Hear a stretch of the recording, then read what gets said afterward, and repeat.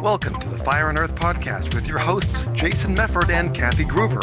Fire and Earth, giving you the keys to unlock your limitless potential. Hey everybody, welcome to another episode of the Fire and Earth podcast. I'm your co-host, Kathy Gruver. And I'm Jason Mefford. And today we have Christine Forner with us. So Christine, welcome. We're an international podcast today, Canada and the US. So Christine, just maybe start off, just tell us a little bit about yourself so the listeners kind of get to know who you are, and then we'll just jump into our discussion. Sure. I'm a clinical social worker up in Calgary, Alberta, Canada. I have been working with complex trauma and complex traumatic cases and people who've had a lot of basically hurts for over 20 years now. I'm the immediate past president of the International Society for the Study of Trauma and Dissociation. I've written several articles and written a book on the intersection between dissociation and mindfulness. And as far as I can tell, I started writing about this in 2000 and about 7, 8, 9. I started studying it when I was going to school. And I'm one of the very few people who really dive into the world of dissociation and the world of mindfulness and compare them. And that's me, and that's what I do. We're going to have a great discussion today. I'm so excited. Okay, so I was a psych minor. I was absolutely obsessed with abnormal psychology. I swore if I ever went back to school, I would do psychology, something in the abnormal psychology realm. Didn't go that route. But when I worked for a production company down in Los Angeles, we did a 4-part series for Discovery Health Network on mental illness. So one of them was depression, anxiety, and bipolar. Depression, depression and bipolar. One was anxiety. One was DID, and the other was autism. So I got to, and this was multiple personality disorder back then. They didn't call it DID yet. And so I got to actually interview patients who weren't dissociating. And there was one woman who had integrated all of her personalities and she could pull them forward. So I literally sat there with her and got to watch her switch through her slide deck of aspects of herself. Yeah. Absolutely fascinating. It was so interesting to watch.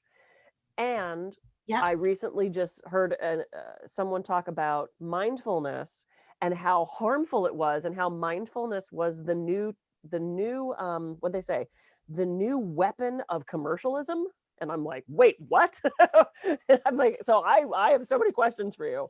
And then how does COVID fit into all this is the other question. So, okay. Yeah. So start peeling it back for us. So like a couple things to note. Dissociation is actually a neurobiological, biomechanical response inside every single human being. Yep. Everybody's familiar with the fight and the flight.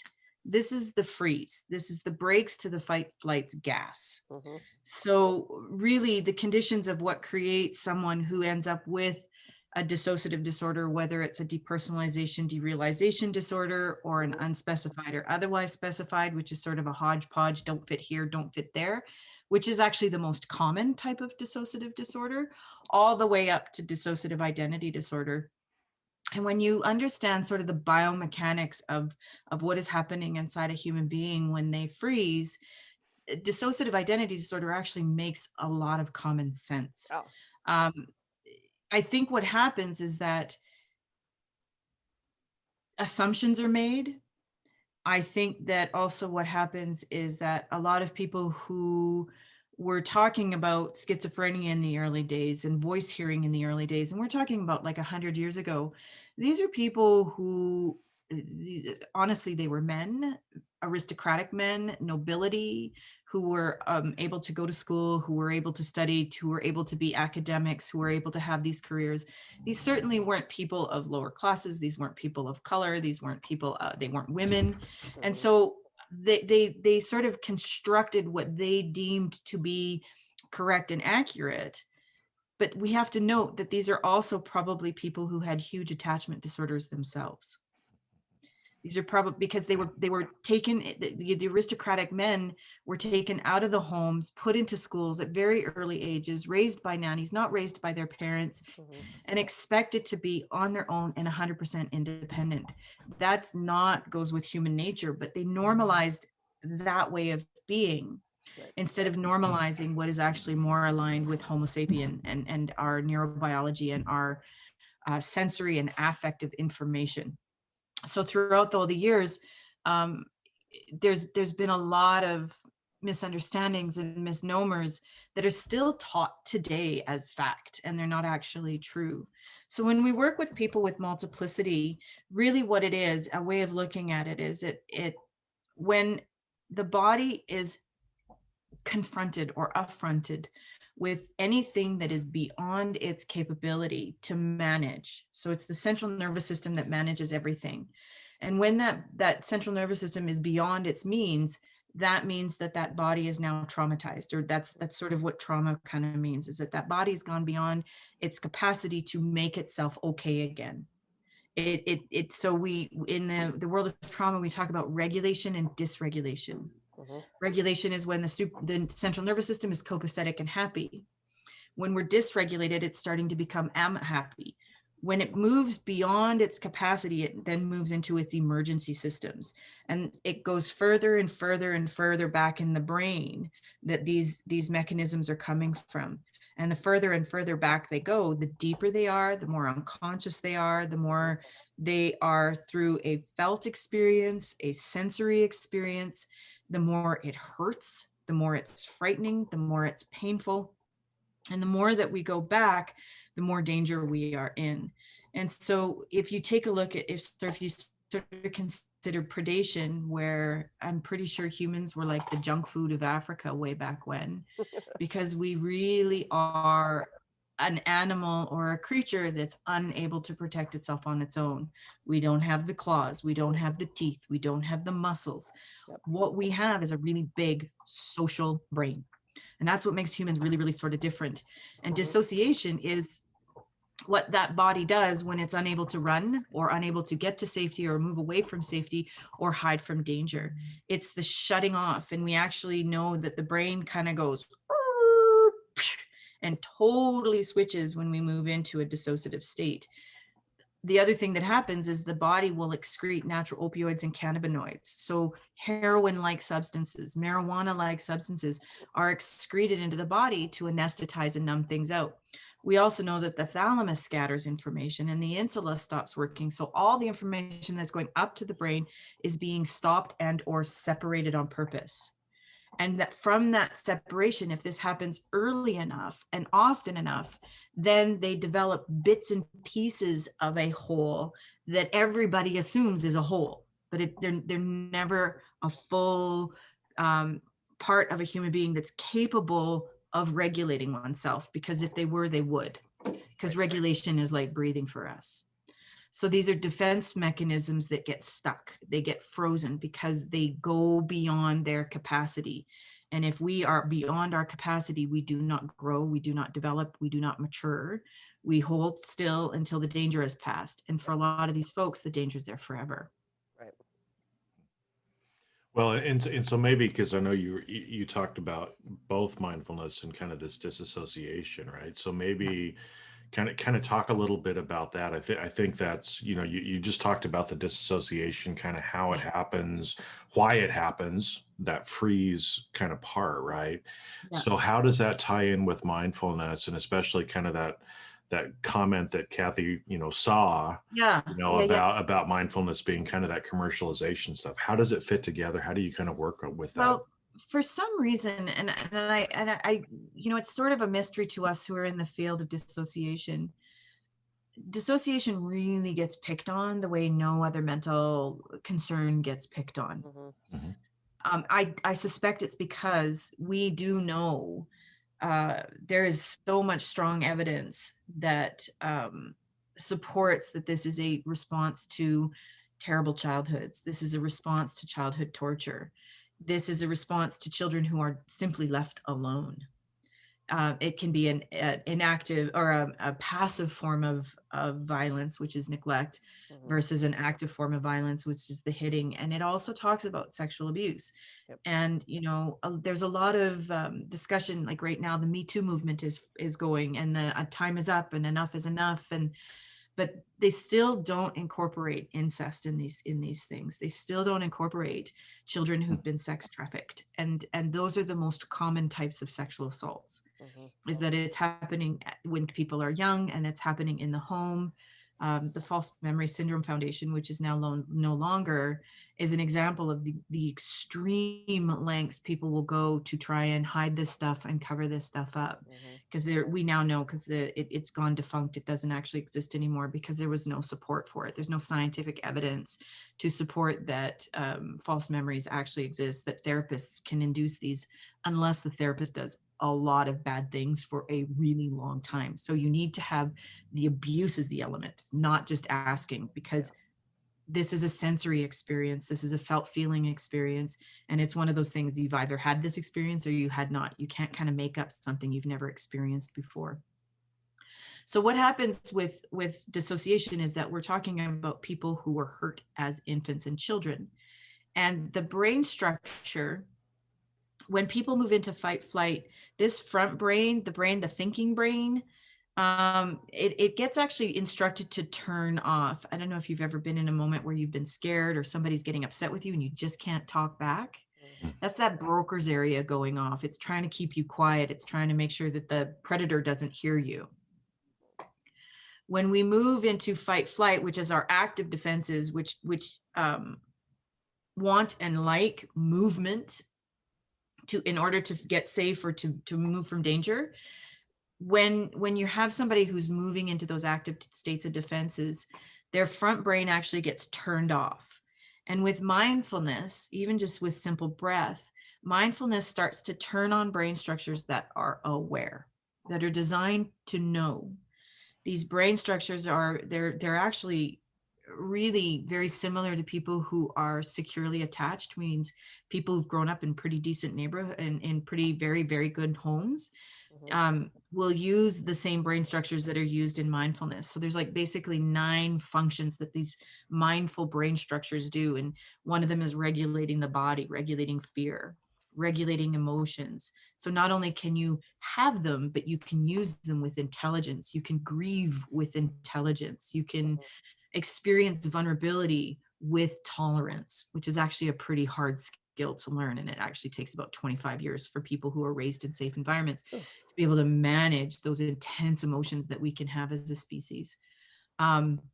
They're brain structures that are in charge of attunement. So being able to hone in and feel what other people feel. Empathy is the reverse, where it comes back and we sort of feel what other people feel so that we know what each other are supposed to feel. This actually is one of our safety guards to not hurting other people, because we have brain structures that are designed to literally feel what other people feel. It's a brain structure that's designed for taking a mental pause. So it's the brain structure that goes, is this really what's going on, or is this something else? It's the brain structure that can update procedural files. So whatever was scary at 2 no longer is supposed to be scary at 32 or 42. So 2 feet of water at 2 is terrifying. If that doesn't get updated, then 2 feet of water will stay terrifying your whole life. But if it gets updated, you grow into understanding that it doesn't hurt you anymore. So the front brain structure is highly relational, highly social, and it's designed to understand intuition and insight and instinct.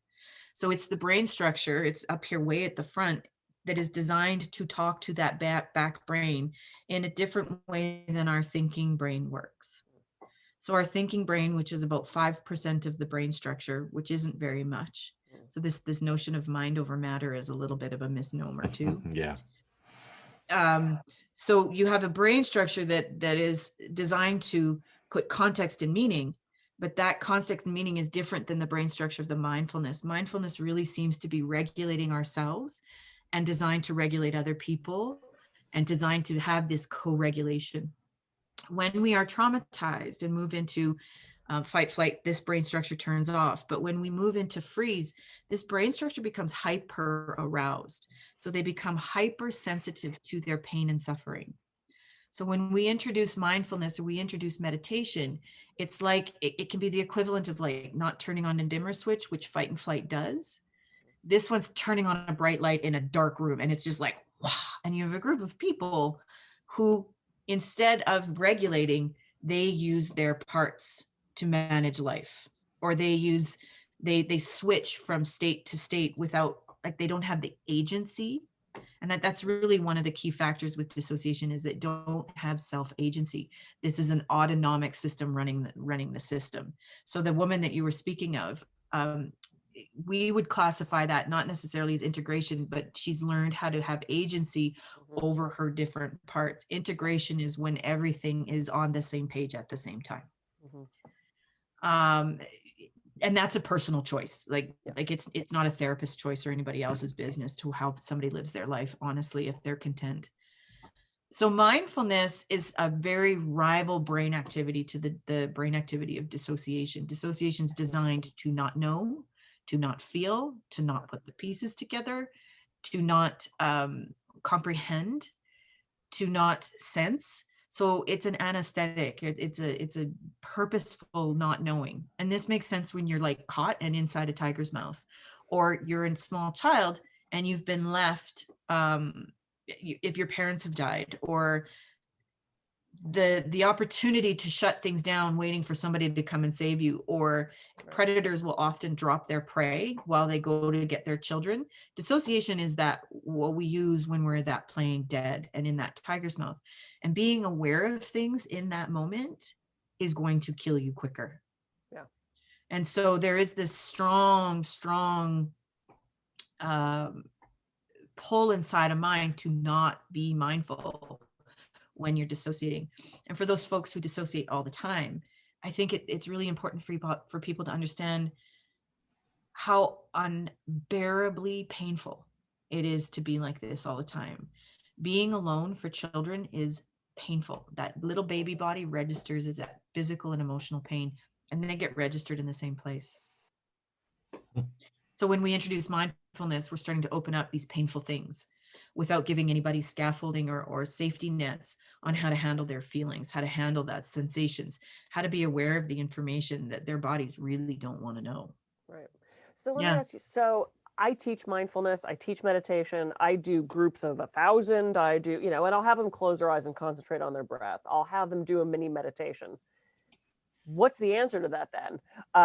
Because that's like the main thing of what I teach. So how in a group of 1,200 people do I go into, hey, now we're going to do a mini meditation safely in case there's one or two people in the audience? Do they just kind of feel that and go, okay, I'm not doing it? Or yeah, like I would actually make that invitation at the beginning, because they really like if somebody mindfulness actually like there's a lot of people who will go for a mindful retreat, like the week-long or 10-day silent retreats, and they can have such a bad psychotic break that they actually forget things like what a toothbrush is, because the system has gone on such intense shutdown.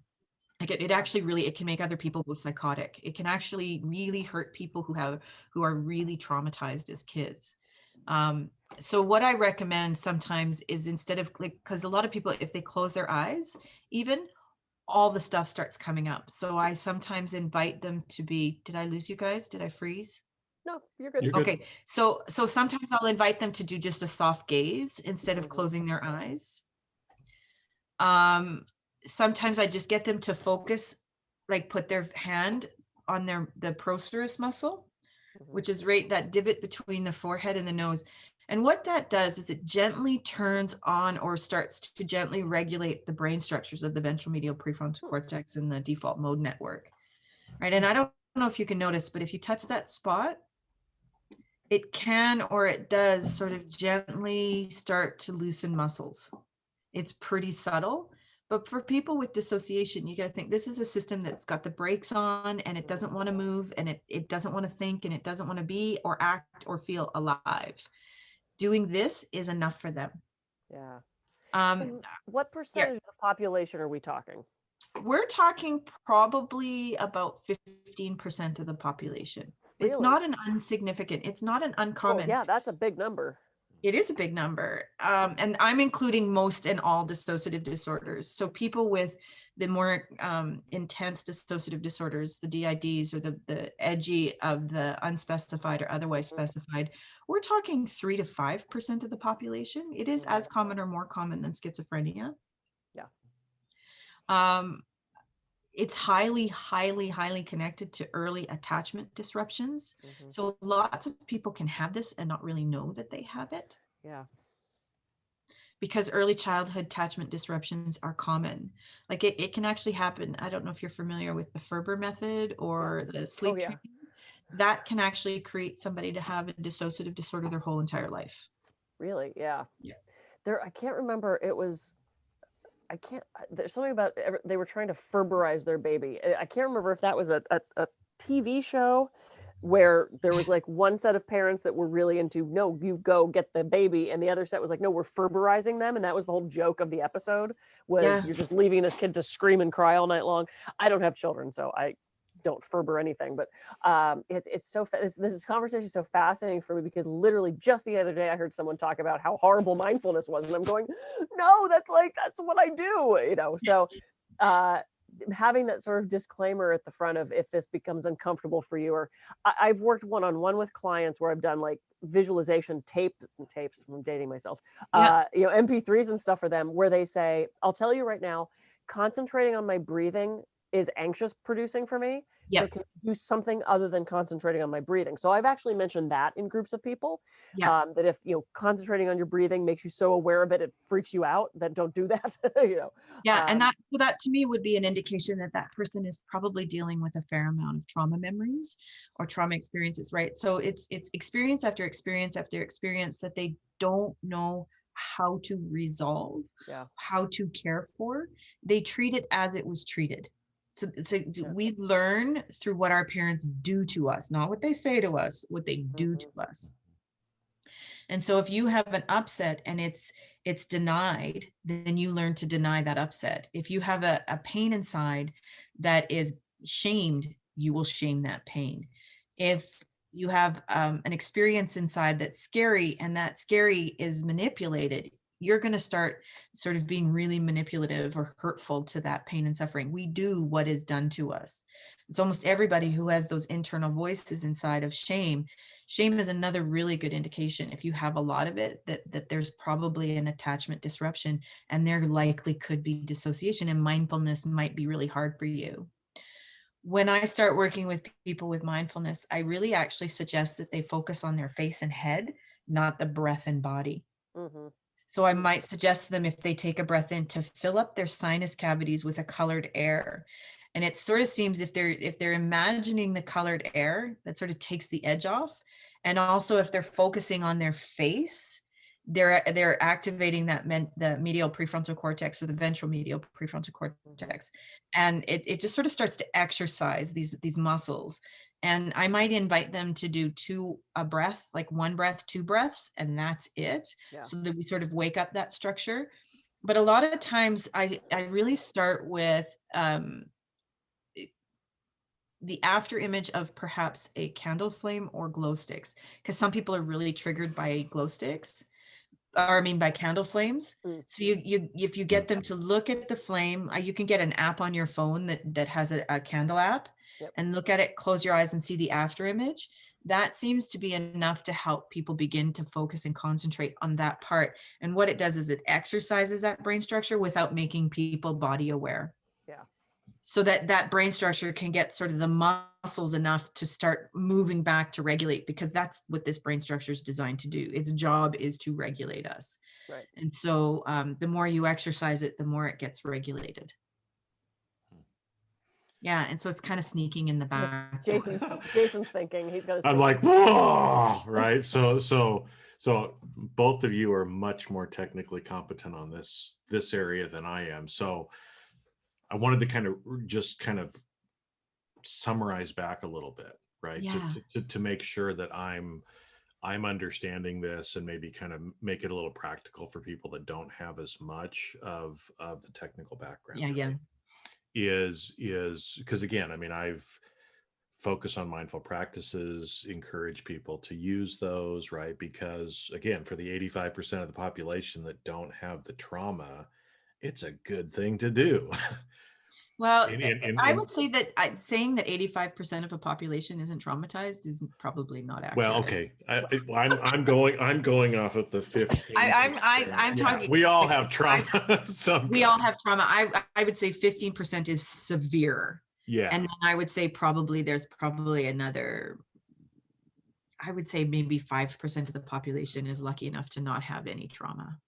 Okay. I think most people are living with transgenerational, and you can't go far back with parents who weren't in wars where there wasn't genocide, racism, sexism, misogyny, patriarchy, it's everywhere. Well, frankly, So dropping your kid off at kindergarten is traumatizing. can be. So it's like, it depends Not on. getting picked up after kindergarten is very traumatizing. Jason's Yeah. having Yeah. Right. Yeah. So I think it's okay. Sorry to interrupt you, but like, just, for people, if they don't really realize or think that they've had a lot of trauma and they're having challenges with mindfulness, I think it's time we normalize that. And when we sort of let them know that that's actually a normal thing to happen, that you're not at fault because you can't do mindfulness. Something is going on that's trying to protect you from what mindfulness may do for you in a state of emergency. Well, and that's why, because where I was kind of going or thinking about, and maybe you can confirm this for me, is, like you said, it's not everything is right for everyone. And we all have our own paths. We all have different levels of trauma in our life, but especially, the higher up you are on that scale, probably, that it's, if you're finding that you're having difficulty, like you said, it's not your fault, right? But you just need to go about it maybe a little bit different way, right? You need to focus on trying to remove some of that trauma at first. Focus there first, because, right? I mean, it's Well, you can start with, that's a challenging thing, because like, sort of, it's one of those things that once the bell is rung, the bell is rung. Like, being traumatized it's done. What we're trying to teach people is how to do the global act of self-care after the trauma. For a lot of times we really focused on the event, and even in therapeutic modalities, we went, if you discover the event, you talk about the event, that'll be good enough. And that makes the assumption that logic and reason is our number one highest priority, which it isn't, because most people are not logical, even if they think they're logical, and they're not reasonable when they think that they're reasonable, because we are a sensing, feeling creature. And so it's sort of, learning how to do these small things in bite-sized pieces that gives you some relief. And that's sort of that felt feeling of relief, that felt feeling of taking that breath off, and that pace of going slow tends to be quicker for really traumatized sensitive systems. And there's lots of other reasons why we can have sensitive systems. Autism comes in here. Lots of other sensitive systems can come in here. Yeah. Well, and I love what you said about the normalization, right? Because that's what is so missing, right? Especially kind of from a psychological perspective. I mean, physically, if I don't have a leg, nobody's going to go, come on, Jason, let's go run a marathon together, right? Yeah. But we don't see some of the psychological things. And so again, that awareness to it, and the normalization that, hey, you know what? You're not a freak. No. There's lots of people that are like this, and I love that idea of the self-care, right? Because I think that's those little steps. I mean, don't, if you're somebody, again, who's having trouble with mindfulness and you're thinking, I'm a weirdo, I can't do this, just focus on the self-care side of it, Yeah. and the little progress that you make every day, and that's what's important, right? For a lot of people, sometimes do I feel okay in my big toe? Okay, I can focus on feeling okay in my big toe. And then you expand upon that. Or like I said, I spend a lot of time up and growing imagery up in that front part of the nose or front part of the face So we'll start with candle flames. When they can hold it there long enough, then we'll move to a simple image. And then I move to a more complex image. And then I move into more complex guided imagery. And when I'm doing that, about that time, that's when I'll start dropping into the body and start bringing colors into the body, start bringing sensations. Because I'm also like a certified sensory motor psychotherapist. So I am a very body-based type of therapist. And I really follow that sensory, felt, feeling, affective beginnings, because those are pretty hardwired, and they can't be, they're too primitive to lie. And they're too automatic and neurobiologically driven to be false or faked. A lot of people can hide them and dismiss them and misplace them and mislabel them and do all sorts of things with things we call emotions. But emotions, really what they're coming from affect. And affect is our system of asking others, can you please help me? That's all emotions are there for, is our first line of communication. And, we live in a world that really vilifies emotion. It, sort of sees the tearing and the crying as weakness, when it's actually an incredible strength. Yeah. And that's just, 6 to 10,000 years of misogyny and patriarchy that have got us here, that sort of normalize something that's not a very normal way for humans to be. And that's what I was just thinking. That's another thing that we've got to normalize. Right. Well, Yeah, we already emotion. have, you look at the man code, right? Sort of boys are raised to be distant, to be independent, to be unemotional, to be, sort of professional and businesslike. And, if you sort of remove some of that and you describe, that's basically what a psychopath is. Yeah. What? Well, and it's Executives and corporations, psychopaths? I haven't been talking. or they're politicians. Yeah. Or tie up, you have a lot of, you can have narcissists in psychiatry, you can have narcissists in psychology, almost anything that really is power driven, status driven, you're going to find them there. In the law, you're going to find it in police, because most people who are pretty content are just going about their lives, and they're actually quite boring, but they're quite content and happy with what they do with their families, and just going about their day and just being really quite happy. Yeah. We are of course out of time, because that's what happens. But I was just going to say, we're talking about men and emotions. My boyfriend just had his birthday. He's younger than I am, so most of his friend group is also younger.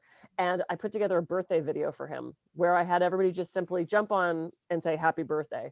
And the outpouring of emotion from his male friends, where they literally was like, I love you, man, and you're my best friend. And there's so many guys almost got teary and said, I love you. And I'm watching this going, this is the best thing ever, because I'm seeing this sort of new generation of men who are loving and cuddly and more sensitive and are okay with their feelings. And, I think my boyfriend's more sensitive than me. I mean, like he gets so touched by things.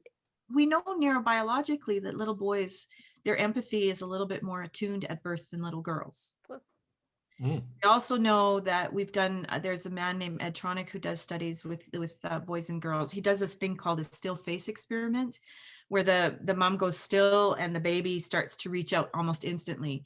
And little boys are reaching out for their parents, like these are 6-month-old babies, a little bit faster. So they don't have the same sort of regulation skills that female babies tend to have at birth. We're not talking about a huge amount of time. We're talking about like maybe 5 to 10 seconds kind of time. But little girls seem to be able to sort of keep themselves okay for a little bit. Little boys are not. Little boys are so much more sensitive to neglect than it seems like females are. And the boys are getting hugely neglected. So like misogyny and patriarchy does as much damage to men as it does to women. Yeah. Oh, yeah, I love this conversation. Okay, we're gonna chat all day. No, I love this. But of course, my new love is now I'm actually writing a fiction book about what life would have been like 25,000 years ago, when there was none of this stuff. We could dream. This has been a phenomenal conversation. Share with everybody where they can reach you, website, all that good stuff.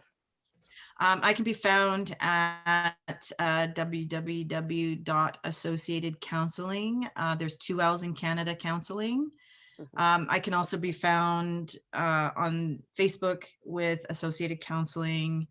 I'm also on Twitter with Associated Counseling, and it's pretty easy. If you Google Christine and Dissociation, it'll come up. I have written a book called Dissociation, Mindfulness, and Creative Meditations, How to Facilitate Growth. So that's on Amazon. It's easy to find. Nice. It goes through a lot of, I describe what the front brain is, what dissociation is, and then I sort of give instructions at the last chapter on how to do that. There's also a couple of journal articles that I have that are free, open access as well. So if you Google Christine Forner, you'll find a lot of that stuff. Awesome. Oh, I had some fun with it. Thank you. I know I learned a lot today. This has been great for me too. And it's especially as a man, you know, because I totally see what you're saying, Kathy, too, that younger men, there's something different about their energy. Luckily, maybe some of the patriarchy is not getting through to them. Some of us that are older, we still got indoctrinated with all that bullshit, right? And so there's still some things that we have to work through. But you know, I really appreciated you know, what you went through today, and the fact that we all have some trauma as well. Oh, absolutely. Absolutely. We are a traumatized world, normalizing trauma. Yeah. Because we are, you know what I found beautiful? There's a picture of Biden yesterday where he's hugging the son of somebody who was shot in Sandy Brook, I think. Oh. He was a young fellow with Down syndrome. And you just see Biden just instantly hug this kid and reassure him. And it was just this outpouring of empathy. And it was on Twitter and everybody's like, look how amazing this is. Look how amazing it is. And I'm like, that would have been seen as weakness 30 years ago. Yeah. That would have gotten him out of the vote 30 years ago. And it's beautiful that people are now like, no, that's what we need in a leader. And it's like, yes, that's actually what we do need in leaders. We need empathetic leaders. Well, except you have half the not half, but you have a giant part of the population that still thinks that's weakness. And this is why we're in the problem that we're in right now. You know, that's it. We could talk about normalizing though. We're normalizing people. We're getting it out there. Crazy. All right. Okay. Yeah. All right, everybody. I know this is going to air after, but go out and vote. I know this is going to air way after the election. But anyway, this has been an amazing conversation. Christine, thank you so much. I'm gonna chew on this all day, and I've got to get your book because I nerd out on psychology and all this stuff. So this will be great. I'm Kathy Gruver. I can be reached at kathygruver.com. And I'm Jason Mefford. I can be reached at jasonmefford.com. So go out. Have a great rest of your day, everybody, and we'll catch you on the next episode of the Fire and Earth podcast. See ya.